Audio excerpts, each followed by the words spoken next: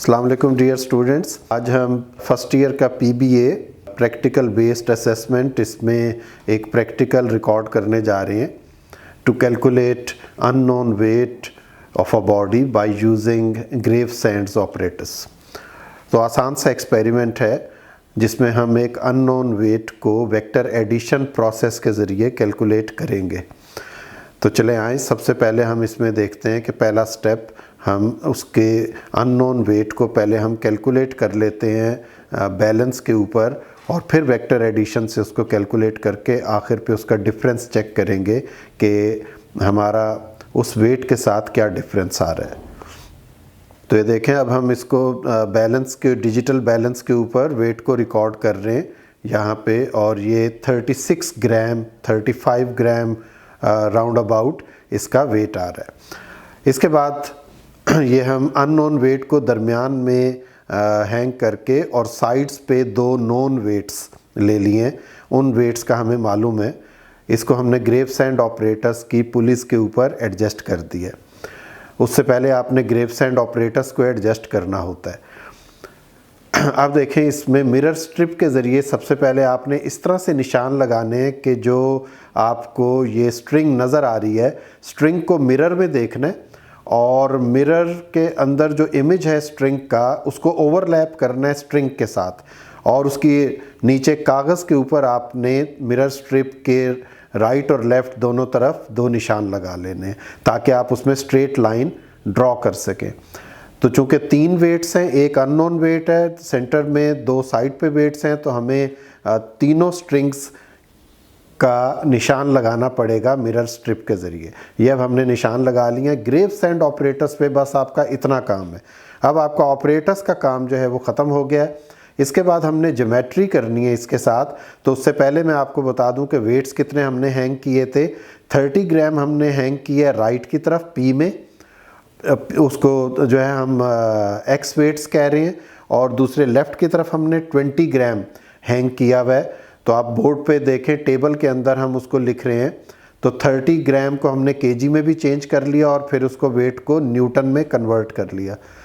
और इसी तरह जो लेफ़्ट की तरफ 20 ग्राम हैंग किया था, उसको हमने वाई में वाई कॉलम में लिख लिया वेट्स के, और उसको भी केजी में चेंज कर लिया और साथ साथ उसको न्यूटन्स में भी कन्वर्ट कर लिया। तो इस तरह ये बेसिक वर्क हमने टेबल के ऊपर भी अपना कर लिया है। अब इसके बाद हम ये देखते हैं कि इसका एक स्केल लेके और पेज के ऊपर जो है हम इसकी ज्योमेट्री करेंगे, पूरी एक डायग्राम ड्रॉ करेंगे जिसमें 3 वेक्टर्स बनेंगे। 2 इन फोर्सेस के, जो 30 ग्राम की फोर्स बनेगी और 20 ग्राम की, और तीसरा वेक्टर बनेगा ये अननोन वेट का जो हमने यहाँ पे दरमियान में हैंग किया हुआ था।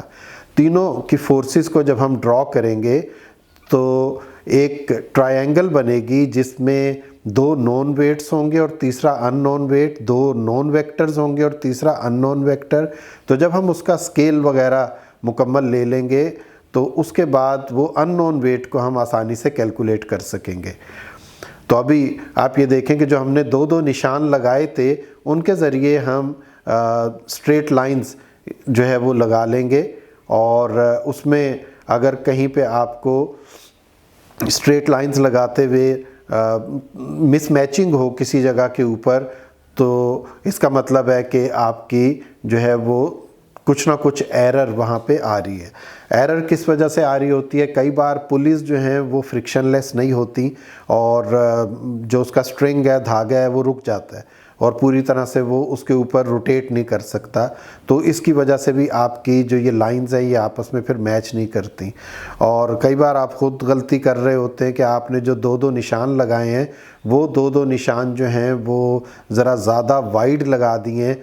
तो अब आप जब स्ट्रेट लाइन उसमें से पास करेंगे तो वो आपको नहीं पता कि एग्जैक्ट पॉइंट क्या था। तो इसमें जो निशान आपने लगाने हैं वो डॉट्स लगाने चाहिए बिल्कुल, ताकि आपकी गलती ना होने के बराबर हो। अब हम इस पे देखें, स्केल ले रहे हैं। तो यहाँ पे जो स्केल चूज़ किया मैंने 30 ग्राम और 20 ग्राम वेट के लिए, वो ये है कि ईच 10 ग्राम वेट के लिए हम 3 सेंटीमीटर की लाइन लगाएंगे। तो ये अभी कैमरा क्लोज करके आपको दिखाएंगे कि ईच 10 ग्राम के लिए हम 3 सेंटीमीटर की लाइन ड्रॉ कर रहे हैं।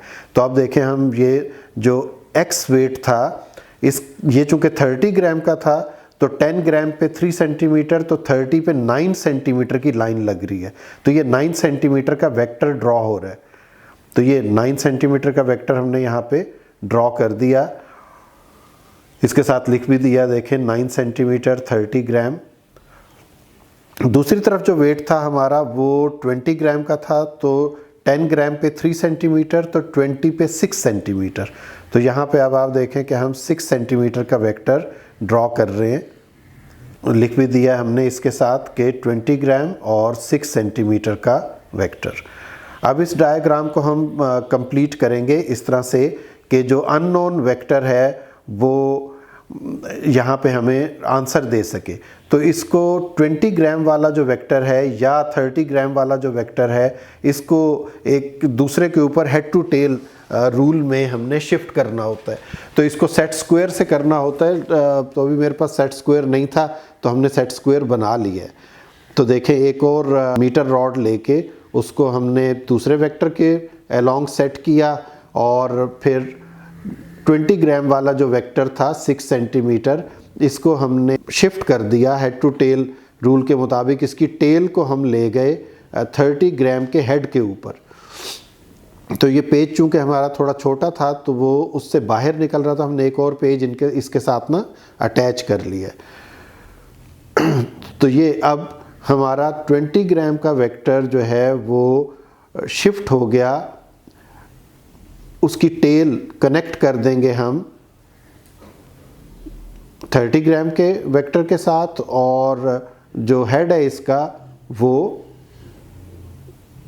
एंड पे चला जाएगा। इस तरीके से ये हेड टू टेल रूल से आपस में दोनों वेक्टर्स ऐड हो जाएंगे।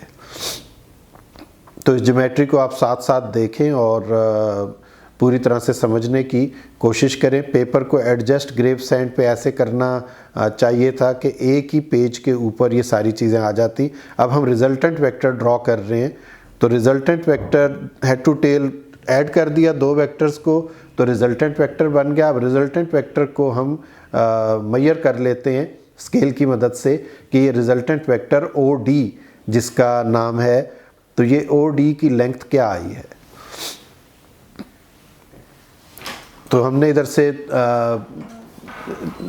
कैलकुलेट किया और 11 सेंटीमीटर इसकी लेंथ आ रही है।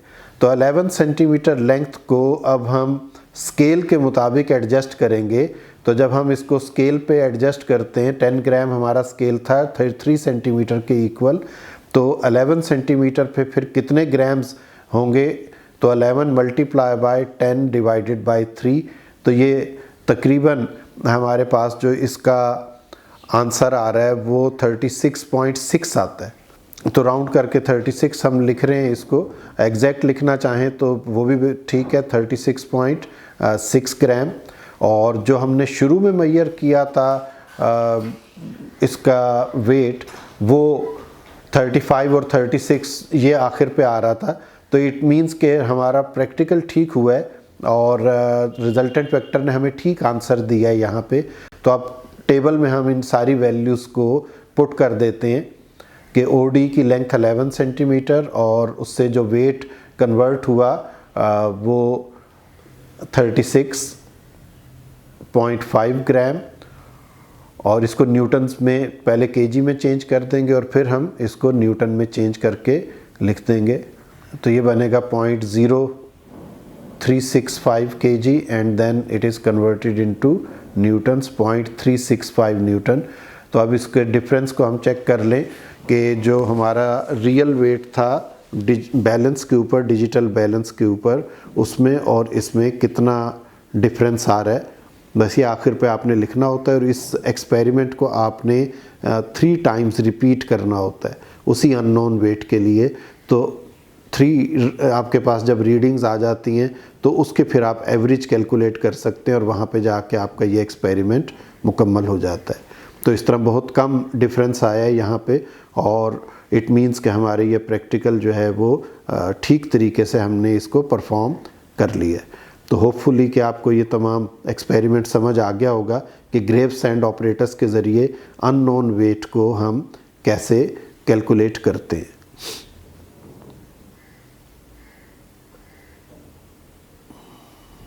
So it is W dash is 0.36 Newton. तो ये हमारा प्रैक्टिकल मुकम्मल हो गया। Thank you very much.